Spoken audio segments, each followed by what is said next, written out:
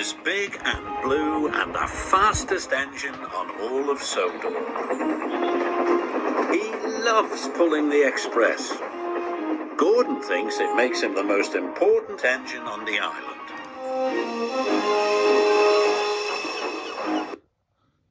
One day, Gordon was pulling the express out of Brendan Docks. But Diesel was on the same line. "Out of my way," sniffed Gordon. "Express train coming through." Diesel had to back off. This made him cross. "You steamies are old and clapped out," he sneered. "When the Fat Controller realizes this, you'll all be scrapped." "Scrapped?" scoffed Gordon. "Pah, I'm as fast as I ever was." And he chuffed proudly out of the docks.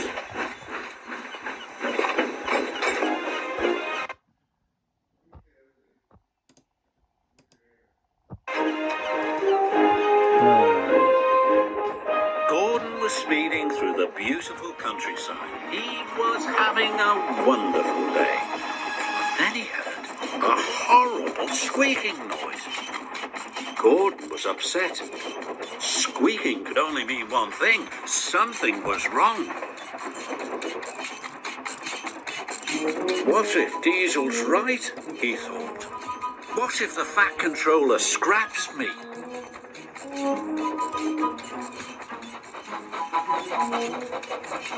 Gordon squeaked sadly up the hill. The hill was steep and Gordon had to slow down. The slower he went, the quieter the squeak became. Gordon was delighted. "Aha!" he said. "If I go slowly, no one will hear me squeak." And he chuffed slowly back to Tidmouth Sheds.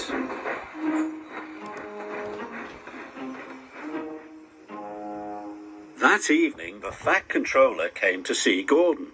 "Tomorrow is a very special day," he said. "I am taking some village children on a boat trip. You, Gordon, are to take us to Brendan Docks. The boat leaves at 9 o'clock, so you must not be late." The next morning, Gordon waited for everyone to go. Then he puffed slowly away so no one would hear his squeak.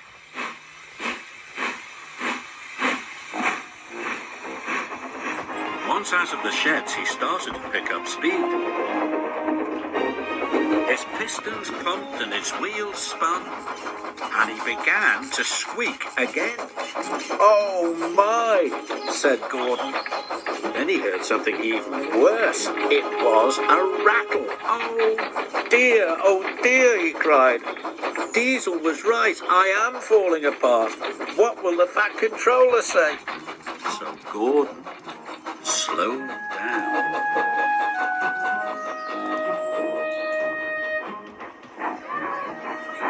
Gordon crawled slowly into the station to collect the children.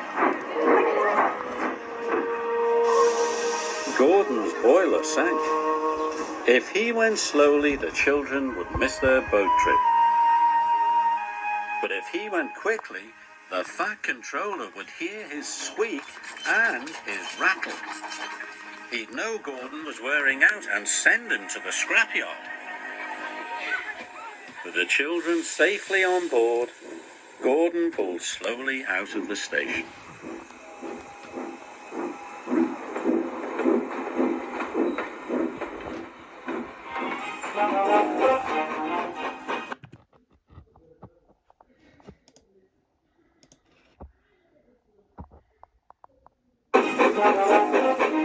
Gordon chuffed slowly through the countryside.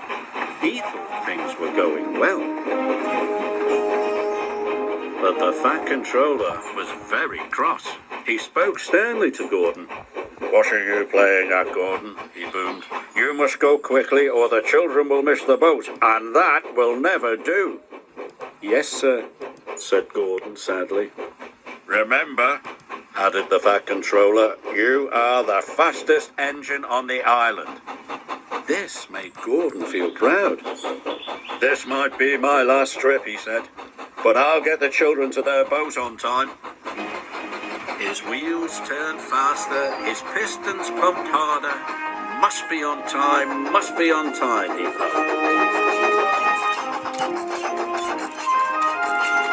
Soon he began to squeak, and rattle too. Then he heard another noise, a knocking noise. But Gordon didn't care. If this was his last trip, he was going to go as fast as he possibly could. Gordon squeaked and rattled and knocked all the way to Brendan Docks. Salty and Henry were surprised. They had never heard an engine make such awful noises. Sounds like another steamy ready for the scrapyard, sneered Diesel. But Gordon didn't care about Diesel. He had made good time and the children would catch their boat. I made it, he cried proudly. Thank you, Gordon, shouted the children happily. I knew you could do it, said the Fat Controller, but why haven't you been to the repair yard? The repair yard? Gasped Gordon. You have been making lots of noises, said the Fat Controller. You need to have your engine looked at. So you're not going to scrap me? Asked Gordon. Scrap Gordon, boomed the Fat Controller. The fastest engine on Sodor. Who would pull the express? Gordon beamed with pride. Gordon spent the next day having his pistons polished, his axles greased, and his wheels well and truly oiled. At last, he didn't make any more funny noises. Gordon was as good as new, and he felt even